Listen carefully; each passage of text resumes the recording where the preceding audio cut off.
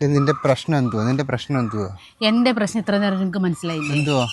നിങ്ങൾ മൂത്ത ചേട്ടനെ നിങ്ങളെല്ലാം കറക്റ്റായിട്ട് ചെയ്യുമെന്ന് ഞാൻ വിചാരിച്ചോണ്ടത്. നിങ്ങൾ എന്തോ ചെയ്തേക്കുന്നത്? ഈ കിടക്കുന്ന ഈ അതിരല്ലോ, ഇവിടുന്ന് അങ്ങോട്ട് കിടക്കുന്ന 16 സെന്റ് വസ്തു എനിക്ക് വേണം. ഇങ്ങോട്ട് കിടക്കുന്ന ഇതും ഈ 10 സെന്റ് വസ്തു ഈ വീടും നിങ്ങൾ എടുത്തോന്നേ എനിക്ക് വേണ്ടതേ. ഇങ്ങോട്ട് കിടക്കുന്നെന്ന് പറഞ്ഞാൽ ഇവിടുന്ന് ഇങ്ങനെ സ്ക്വയർ ആക്കി തരാം, അതിന്റെ ബാക്കി എനിക്ക് തന്നാൽ മതി എന്നല്ലേ നീ എന്ന് പറഞ്ഞത്? അന്ന് ഞാൻ അങ്ങനെ പറഞ്ഞപ്പോഴേ ഞാൻ വിചാരിച്ചു നിങ്ങൾ ഈ വീട് മൊത്തത്തിൽ അങ്ങ് എഴുതിയെടുക്കും. വീട് മൊത്തത്തിൽ എഴുതിയെടുക്കണമെങ്കിൽ എന്തെങ്കിലും സൗകര്യം വേണമെങ്കിൽ ആ വസ്തു ഇങ്ങനെ സ്ക്വയർ ആക്കിയാൽ ഇത്ര സൗകര്യം മതി. 10 സെന്റ് വസ്തു ഈ വീടും കൂടെ കിട്ടുന്ന സൗകര്യം മതിയെന്നേ. നീ അവരിന് ഇച്ചിരി കൊടുത്തേരെ, നിങ്ങൾ തങ്ങൾ കിടന്ന് അടിയിടാതെ. ഞാനില്ലാതെ വന്നാലും നിങ്ങൾ വേണ്ടായോ രണ്ടുപേരും പകത്തെടുക്കാൻ? എന്തിനാ കിടന്ന് മുതലിൻ്റെയും മുതലേന്ന് പറഞ്ഞ് നടന്ന് അടിക്കുന്നത്? ശരി, ഞാൻ സമ്മതിച്ച്. ഈ കിടക്കുന്ന 2.5 സെന്റ് അങ്ങ് എഴുതി കൊടുത്തേക്കാം. ഇനി അതുകൂടെ പോട്ടെ, എനിക്ക് എന്താണല്ലോ മൊത്തം ഇനി അതുകൂടെ പോട്ടെ. ആ 2.5 സെന്റ് ഞാൻ എഴുതി കൊടുക്കും.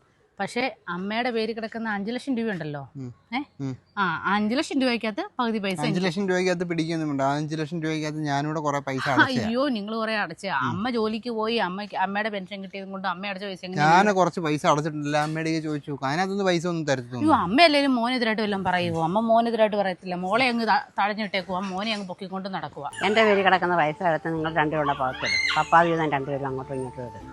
അമ്മ അങ്ങനൊന്നും പറയണ്ട, പകുതി ഒന്നും കൊടുക്കുന്നൊന്നുമില്ല. മക്കൾ തങ്ങൾ കിടന്ന് അടിയിടുന്നതേ തള്ളമാരായാലും തന്തമാരായാലും കാണുന്ന അവർക്ക് വിഷമമാണ്. വന്ന കാര്യങ്ങളെല്ലാം തീരുമാനമായല്ലോ.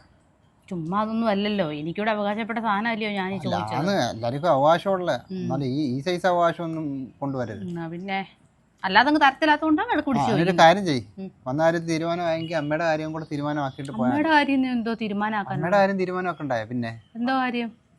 അമ്മ ഇവിടെ അല്ലേ ഇത്ര നാളെ നിന്നത്? ഇനി ഇവിടെ തന്നെ നിൽക്കണം. അമ്മയുടെ പേരിലുള്ള വസ്തുവും അത് പറ്റത്തില്ല, കുറച്ച് നാൾ അവിടെ വന്നിരിക്കട്ടെ. അതെന്തിനാ? നിനക്ക് അമ്മയെ നോക്കണ്ട. എനിക്കാണോ വീട് വന്നില്ല? എന്റെ മാത്രമല്ല അമ്മ, നിന്നെ കൂടെ അല്ലേ അമ്മ.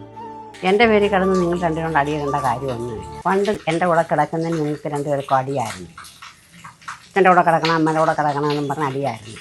ഇപ്പം ഞാനുള്ളത് നിങ്ങൾക്കൊരു ശരിയായിട്ട് വന്നേക്കുമോ?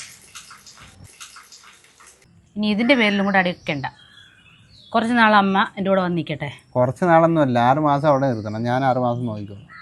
അങ്ങനെ ഓരോ വർഷം പോട്ടെ. പണ്ട് അച്ഛൻ പറയുമായിരുന്നു, ഞാനും പെണ്ണിന് പെണ്ണും ഉണ്ട്, നമുക്ക് എന്തെങ്കിലും വയ്യാതെ വന്നാൽ നമ്മളെ മക്കൾ നമ്മളെ നോക്കുമെന്ന് പറയുമായിരുന്നു. അപ്പം നമ്മൾ അവർക്കൊരു ഭാരമായിട്ട് കിടക്കുക. അമ്മ റെഡിയാവ്, നമുക്ക് പോകാം. സന്ധ്യ അതിന് മുമ്പ് വീട്ടിലെത്താമല്ലോ. പ്രായമാകുമ്പം എല്ലാ മാതാപിതാക്കളെയും ഇങ്ങനൊക്കെ തന്നെ.